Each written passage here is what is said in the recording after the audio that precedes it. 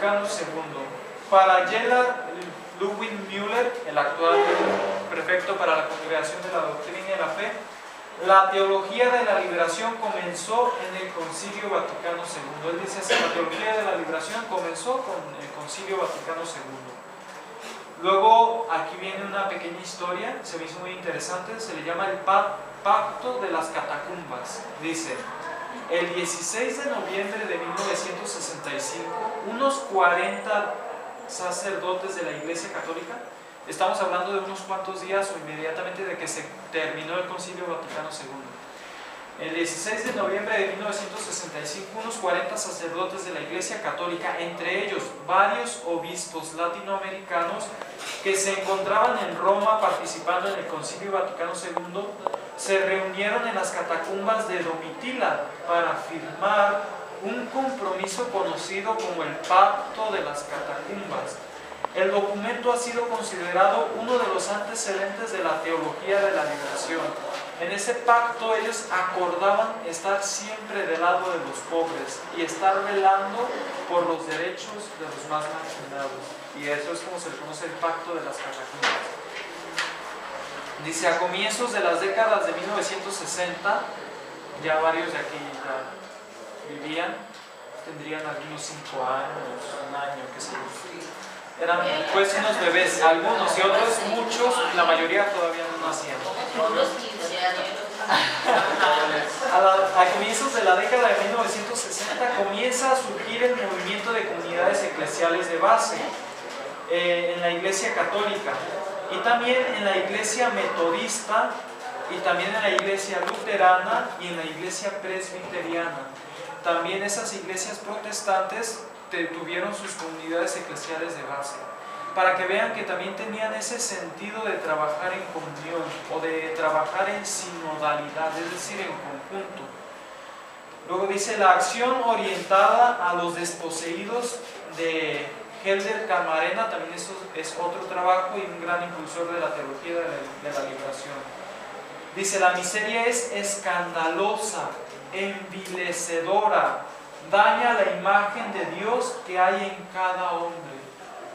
La pobreza que se vivía en Latinoamérica y que pienso que todavía gran parte de nuestras personas viven, dice, es escandalosa, envilecedora, daña la imagen de Dios que hay en cada hombre.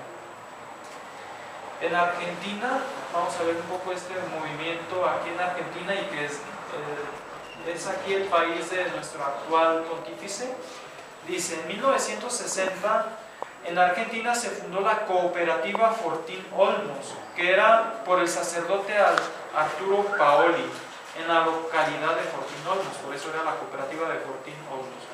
Paoli está considerado como uno de los padres de la teología de la liberación, con libros como Diálogo de la Liberación, de 1969, y ha sido uno de los referentes teológicos del Papa Francisco. O sea, el Papa Francisco se basa mucho en los escritos del padre Paoli. En 1960 el padre Jerónimo Podestá, quien sería obispo de Avellaneda, desde 1963, luego fundador de la Federación Latinoamericana de Sacerdotes Casados, junto a su esposa Celia Luro, formulan un grupo que será conocido como los Curas Obreros de Avellaneda. Este fue uno de los desvíos de la teología de la liberación, y que, como fue en Argentina, en aquel entonces el joven sacerdote Jorge Mario Bergoglio estuvo muy enterado de este caso. Por eso ahora también él es un acérrimo enemigo de las grandes desviaciones de la teología de la liberación, porque este obispo dejó el ministerio episcopal, se casó con la tal Celia Luro, que ahorita es una anciana, y él también ya es un anciano, ya casi en el ocaso de su vida, pero todavía viven. El padre Jerónimo Podestá, obispo después de Avellaneda, fundador de la Federación Latinoamericana de Sacerdotes Casados, junto a su esposa Celia Luro, que fundó este grupo llamado los Curas Obreros de Avellaneda. Ellos fueron los que, como su frase eslogan tenían, célibes o casados, lo importante es llevar a Cristo. Esa era su frase. Suena bonita, ¿verdad?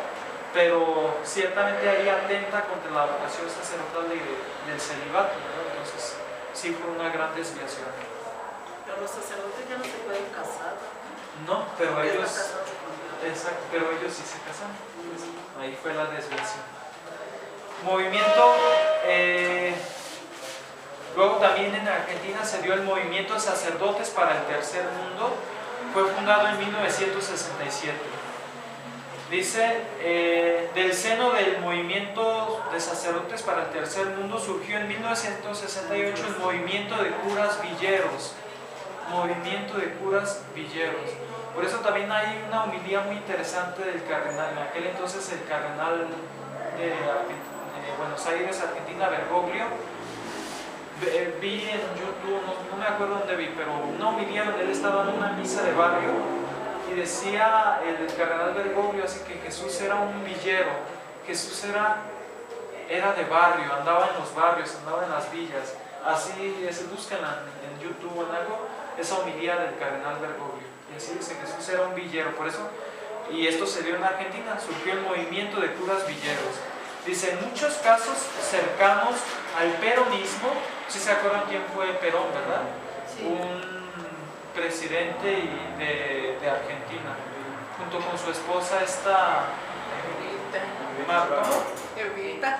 ¿Cómo? Evita. Evita. Ajá. Sí, la gente le tenía mucho cariño, porque era muy carismático, y de cariño decían Evita, la esposa de Perón. Dice, en muchos casos cercanos al peronismo y en ocasiones al marxismo. Estas corrientes estaban cercanas al marxismo y aquí también es donde entran las desviaciones. En este movimiento se destacó como referente el padre Carlos Mujica, asesinado en 1974 por el grupo parapolicial AAA,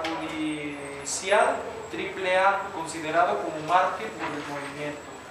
El padre Mujica, máximo exponente de la corriente de los curas villeros, fundador del movimiento de sacerdotes para el tercer mundo y la teología del pueblo, fue asesinado víctima de la violencia política en 1974.